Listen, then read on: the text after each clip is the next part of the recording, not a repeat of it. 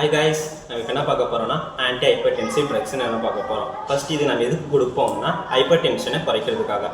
Hyper டென்ஷனை என்னன்னா நம்ம வந்து பிளட் ப்ரெஷர் வந்து இன்க்ரீஸ்டாக இருக்கிறது தான் ஹைப்பர் டென்ஷன்.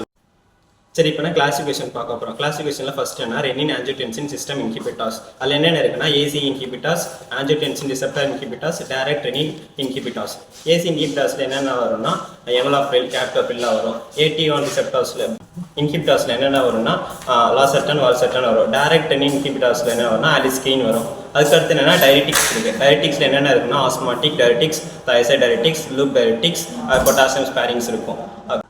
அதுக்கடுத்து என்னன்னா வாசோடைலேட்டர்ஸ். வாசோடைலேட்டர் ரெண்டு இருக்குது, ஆர்டியோ டைலேட்டர், வீனோ டைலேட்டர். ஆர்டியோ டைலேட்டரில் என்னென்ன வரும்னா ஹைட்ரலிசின் வரும். வீனோ டைலேட்டரில் சோடியம் ஹைட்ரோக்ளோரைட் வரும். அதுக்கடுத்து என்ன கால்சியம் சேனல் பிளாக்கர்ஸ். இதில் வந்து வெராபாமில், டில்டிஎஸ்எம், நிகாடிபின், இமோடிபின் இந்த மாதிரி நிறைய ட்ரக்ஸ் இருக்குது.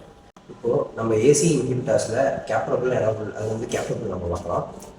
கேப்டபிள்ன்றது அந்த ட்ரக் வந்து ஒரு ஆன்டி ஹைப்பர்டென்சிவ் இருக்குது.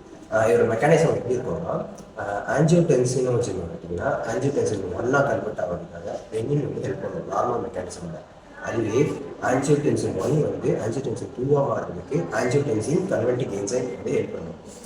ஆஞ்சியோடென்சின் 2 பார்த்தீங்கன்னா நம்மளுக்கு வந்து பிபிக்கும் இதுக்கும் வந்து ஆல்டோஸ்டிரான் செக்ரேட் பண்ணி பிபியும் இல்லை ஹார்ட் ரேட்டும் வந்து இன்க்ரீஸ் பண்ணுறதுக்கு யூஸ் ஆகும். இப்போ டென்சினோஜன் என்னென்னு பார்ப்போம். ஆஞ்சியோடென்சின்ன்றது ஒரு ப்ரோட்டீன்.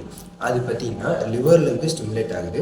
அது வந்து ஆல்டோஸ்டிரானை ப்ரொடியூஸ் பண்ணுறதுக்கு யூஸ் ஆகுது. இப்போ அதுவே ஆஞ்சியோடென்சின் கன்வெர்ட்டிங் என்சைம் இன்ஹிபிட்டார்ஸ் கொடுத்துட்டாங்க அப்படின்னு பார்த்தீங்கன்னா ஆஞ்சியோடென்சின் 1 கன்வெர்ட் ஆகிறதுக்கு வந்து அதெல்லாம் ஹெல்ப் பண்ணுது. அது வந்து பிளாக் ஆகிடும். அப்படி பிளாக் ஆகிறது மூலமாக ஆல்டோஸ்டிரான் செக்ரேஷன் வந்து தடைப்படும். அதனால் பிபிஓ ஹார்ட் ரேட்டும் பார்த்தீங்கன்னா இன்க்ரீஸ் ஆகாது, டிக்ரீஸ் ஆகும். இதுவே ஆஞ்சியோடென்சின் கன்வெர்ட்டிங் என்சைம் பார்த்தீங்கன்னா இன்னொரு வேலையும் பண்ணுது. பிராடிகேண்டினை ஸ்டிமுலேட் பண்ணுறது மூலமாக வேசோடைலேஷனுக்கு ஹெல்ப் பண்ணுது. அப்புறம் இந்த ட்ரக் எங்கே அப்சர்வ் ஆகுது அப்படின்னு பார்த்தீங்கன்னா ஓரல் அட்மினிஸ்ட்ரேஷன் பண்ணுவாங்க. இது வந்து லிவரில் போய் அப்சர்வ் ஆகும். இது வந்து யூரினில் எக்ஸ்கிரேட் ஆகிடும்.